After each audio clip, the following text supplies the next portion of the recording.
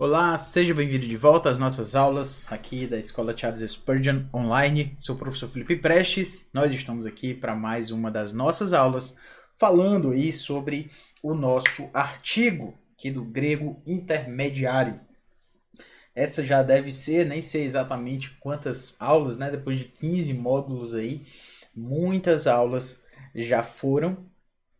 E basicamente o que a gente acaba notando é que o que nós temos visto basicamente é que a apresentação do grego intermediário é uma apresentação que tem uma espécie de lacuna, né? Tem um gap aí de, de, de apresentação. A gente vê material de grego fundamental, alguma coisa de exegese, mas em termos de grego intermediário é uma lacuna e graças a Deus que temos aqui esse espaço para falar sobre isso. E tocando nessa questão, nós temos agora o Novo Testamento grego, analisado aqui a partir da questão dos adjetivos, como eu falei. Então, na última aula, foi uma aula basicamente sobre adjetivo. Achei muito importante a gente ter passado sobre isso, exatamente para que não houvesse dúvida em relação ao que nós vamos analisar agora, que é o texto de Marcos, capítulo 8, versículo 38. Marcos, capítulo 8, versículo 38. Marcos 8,38 nos traz aí o seguinte ponto. Nós começamos com o gar. Na verdade, nós temos o rosgar, né? Nós temos o rosgar. E essa ideia aí do rosgar, como você pode notar, ela diz respeito a esse porquê. Lembre-se que o gar significa porquê. E se o gar significa porquê, o ros é aquele nosso pronome relativo. E quando ele aparece nessa estrutura, ele traz essa ideia do qualquer que. Então, qualquer que, ros, gar, an. Basicamente, essa estrutura aqui, ó. Essa e essa. É porque o gar não é uma partícula que não pode começar a oração, né? Então, rosgar an. Qualquer que. Qualquer que. Certo? É essa estrutura. Ros an. O gar tá aí porque ele não pode começar a oração. Acho que, se não me engano, é enclítico, né? Então, por isso ele precisa de algo anterior. Então, rosgar. Então, rosgar an. Qualquer que. Nós temos aí nesta geração. Interessantemente, nós temos aqui, ó, nesta geração em português, mas em relação ao grego, esse nesta geração, onde é que ele vai aparecer? Nós temos aqui, ó, epais rinthe me kaitus emus logos ente genea taute. Então, nesta geração, é bem aqui, ó, ente genea taute. Ente genea taute. Genea, a ideia de geração, e taute, como você deve saber, o taute, como tá aí, significa o nosso pronome demonstrativo, né? A ideia do pronome demonstrativo, então, diz respeito a esta.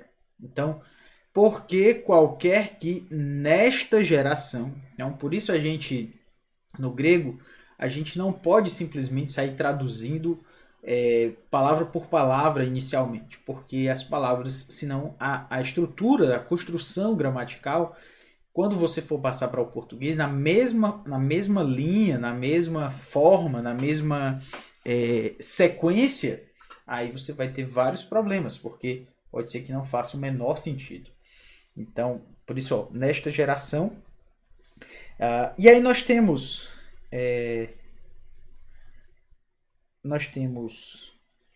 te moichalide.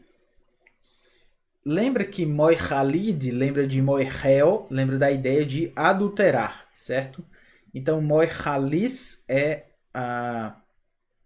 é exatamente o adjetivo, né, para adúltero, certo? E não aparece tantas vezes no Novo Testamento, 1, 2, 3, 4, 5, 6 vezes, pelo que me consta aqui, certo? Então, não é tão frequente, mas tem a mesma raiz próxima e aí a gente lembra a partir disso. Então, Moichalide, ente Moichalide, então nesta geração adúltera, e cai, nós temos o i aqui, ó, e hamartolô.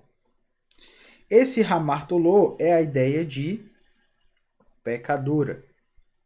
Lembra de hamartia, lembra de hamartiologia, lembra de pecado. Então, no caso aí, é a forma adjetival, né? Então, é a ideia de hamartolos. Inclusive, a palavra especificamente é essa aqui, hamartolos, pecador.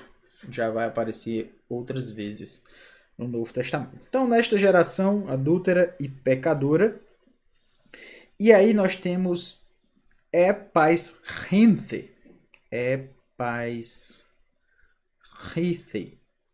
certo? Essa palavrinha aqui, epais rinthe, é a ideia exatamente de envergonhar-se.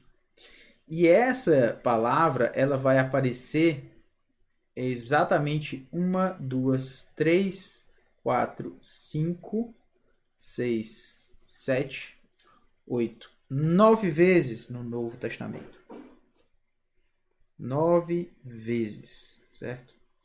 Então é uma palavra especificamente, é o verbo epaisrinthe, exatamente, epaisrinomai. O verbo, a sua forma é essa aqui, ó, epaisrinomai. E o epaisrinomai, ele traz exatamente essa ideia de ser, de envergonhar-se, né? Então aqui vai aparecer em Marcos 8:38, porque qualquer que nesta geração, que é esse que a gente está olhando aqui, Lucas 9:26, a mesma ideia, porque qualquer que de mim e das minhas palavras se envergonhar. Romanos 1:16, pois não me envergonho, epaisrinomai, não me envergonho do evangelho.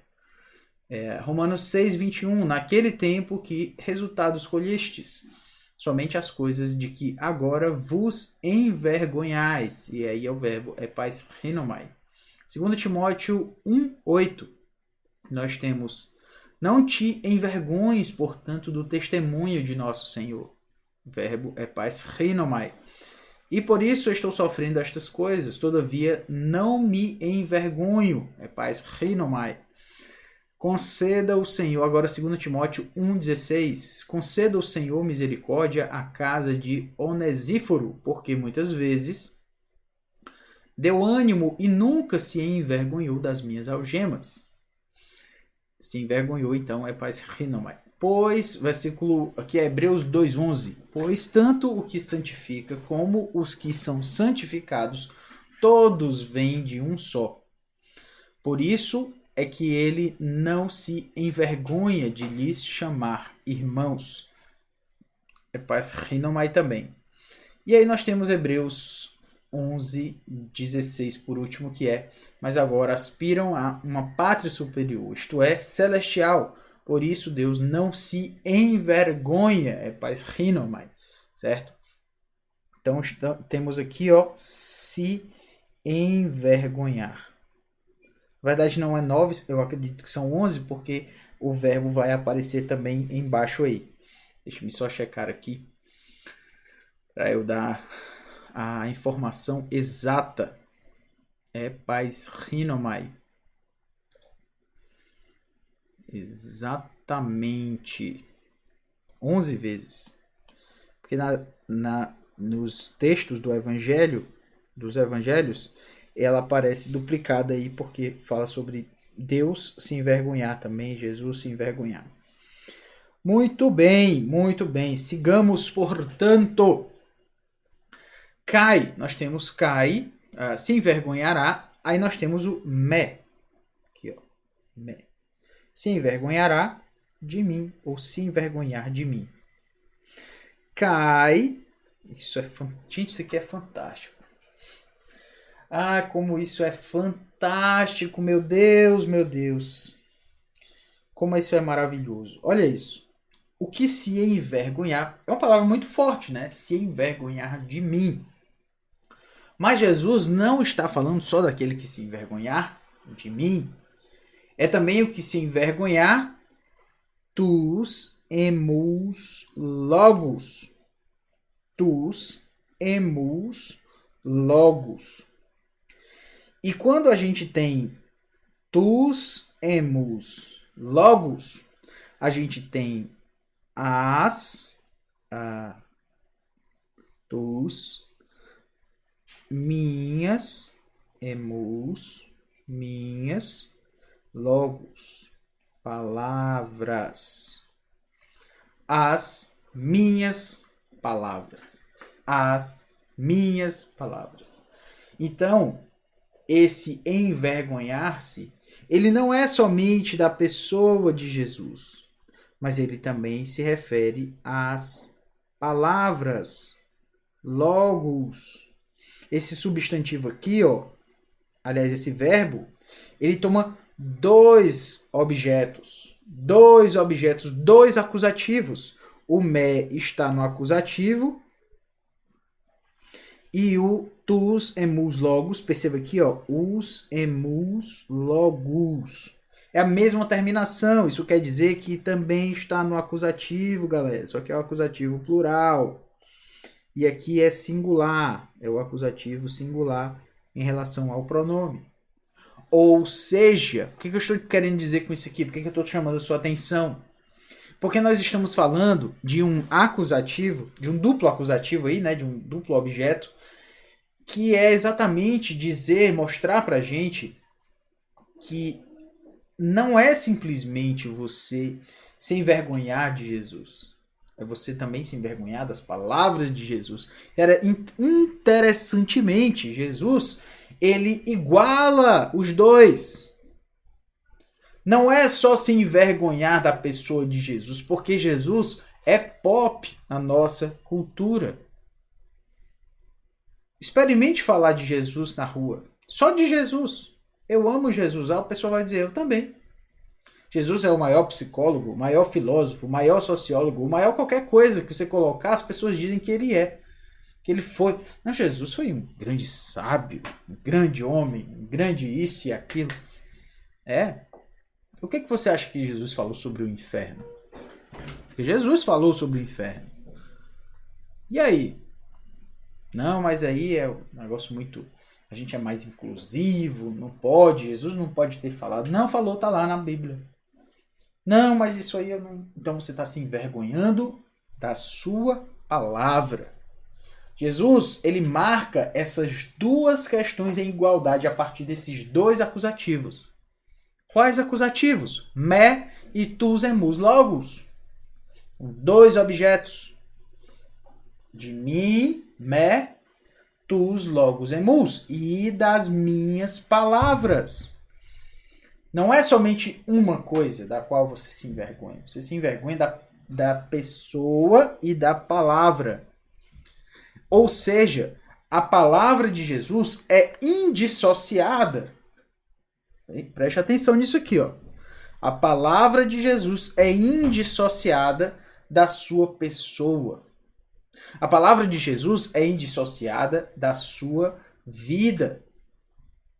De quem ele é como Deus, homem. Então, não se engane com essa conversinha de alguns que vão dizer que amam Jesus. I love Jesus. Teve uma época que era até uma blusa, né? Os jogadores de futebol usavam. E eu lembro nessa época que era aquela coisa, né? Se o jogador de futebol utilizou a blusa I love Jesus, aí pronto.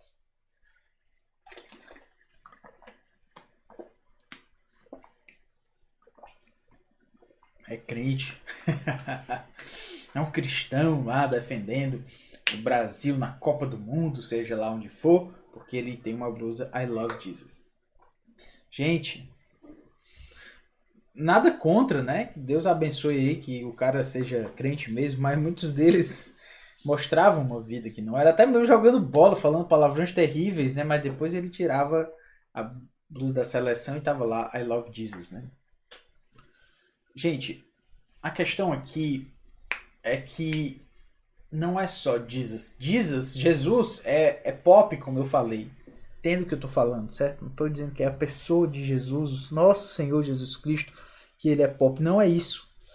Estou falando do que as pessoas acham sobre ele.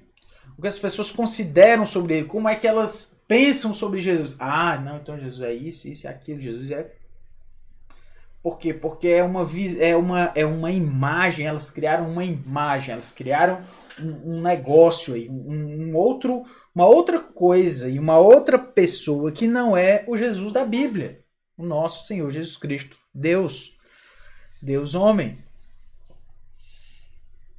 E como é que eu sei se essas pessoas estão adorando, se elas estão se comprometendo, se elas estão amando, se elas estão crendo no Deus da Bíblia? Está aqui. É aquele que se envergonhar de mim e das minhas palavras, pois pega as palavras mais difíceis de Jesus. Não somente aquelas quando ele fala sobre o amor, sobre amar ao seu próximo como a ti mesmo. Mas pegue também as vezes que Jesus fala, por exemplo, sobre jejum, sobre a religiosidade. A religiosidade. Isso é muito importante, porque às vezes as pessoas estão por aí dizendo religião é uma coisa ruim. Jesus não é religioso, Jesus era piedoso. Aí começa a criar uma dicotomia bem tosca sobre isso. Jesus era religioso. Ele ia para a sinagoga. Ele não era um religioso falso. Ele não era um religioso superficial. Mas ele era um religioso, sim. E aí nós vemos muitas vezes Jesus dizendo: faça isso sem deixar de fazer isso. Sem deixar de fazer aquilo. Em relação às questões, olha só, religiosas. Religiosas. Interessantemente, Mateus 23. Ai de vós, escribas e fariseus, hipócritas. Olha aqui Jesus falando dos falsos religiosos. Não é dos religiosos, é dos falsos religiosos. Ai de vós, escribas e fariseus, hipócritas, porque dais o dízimo da hortelã, o endro e do cominho, e tendes negligenciado os preceitos mais importantes da lei: a justiça, a misericórdia e a fé. Devíeis, porém, fazer estas coisas. Que coisas? Que coisas? Justiça, misericórdia e fé. Ah, então tem que fazer isso. E tem que fazer isso, e o que mais? E as outras? Que outras? Dá o dízimo da hortelã, do endro, do cominho. Dá o dízimo da hortelã, do endro, do cominho. Eles estavam certos em dar. Eles só estavam errados em atribuir uma importância grandiosa a essas questões e esquecer o principal, que é justiça, misericórdia e fé. Mas Jesus não largou a espiritualidade. Jesus manteve a espiritualidade e a religiosidade. É porque a gente aplicou a ideia de religiosidade como uma coisa ruim necessariamente.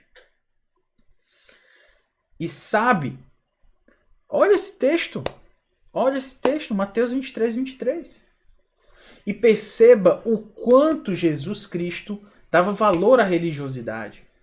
Dava valor àquilo que era de fato importante também em termos da religiosidade. Jesus não veio para sair quebrando todas as coisas. Quando pega-se a figura de Jesus entrando no templo e derrubando as mesas, e ele com uma ira santa em relação a como estavam profanando o espaço de adoração. Ora, Jesus faz isso E aí as pessoas dizem, tá vendo? Jesus, ele está indo contra a religião. Jesus não era religioso, ele era. Era exatamente porque as pessoas estavam quebrando os padrões e aquilo que era fundamental da verdadeira religião. Então não tenha medo disso. E nesse ponto agora, voltando para exatamente o que eu estou apresentando aqui, o que é isso? Aí você vai defender a religiosidade agora porque Jesus era religioso. Vá defender isso para as pessoas que dizem que I love Jesus, que amam Jesus. Elas negam as palavras de Jesus. Então, esse duplo acusativo aqui, ele nos apresenta uma ideia clara de que Jesus Cristo, ele não quer só que nós afirmemos a ele como pessoa. E ele, como Deus que de fato era, não haveria de falar algo despropositadamente. Ele sabia que as pessoas iam gostar da pessoa dele, como faziam. Como viam a grande multidão para ser curada por ele, para ser cuidada por ele, para ouvir as suas palavras sobre a vida, sobre o reino de Deus. Mas quando ele falava firme e separava aqueles que gostavam e queriam ouvi-lo e aqueles que só estavam ali pelo cuidado físico. Jesus faz isso. As pessoas somem. As pessoas diminuem e fica o quê? Fica um grupo pequeno. Por quê? Porque não é só se envergonhar dele, mas é se envergonhar da sua palavra. É se envergonhar da sua palavra. Se você se envergonha da palavra de Jesus, é isso o que o texto diz aqui. E das minhas palavras. O que vai acontecer? O Filho do Homem, olha aqui, ó. As minhas palavras, eu já traduzi aqui. Tus emus logos, das minhas palavras. Aí nós temos cai. Cai o quê? Também. Então, se você se envergonhar de Jesus, da pessoa de Jesus e da palavra de Jesus, o que vai acontecer? Ruios, tu anthropo, o filho do homem. Ruios, o filho do anthropo, o filho do homem. O filho do homem, e aí nós vamos ter exatamente o verbo que nós estávamos utilizando antes. Epais rin setai. Epais rin setai. Se envergonhará. Se envergonhará dele. Se envergonhará dele. Se você se envergonhar da pessoa de Jesus e da palavra de Jesus, você vai receber o constrangimento da pessoa de Jesus. Jesus vai se envergonhar de você.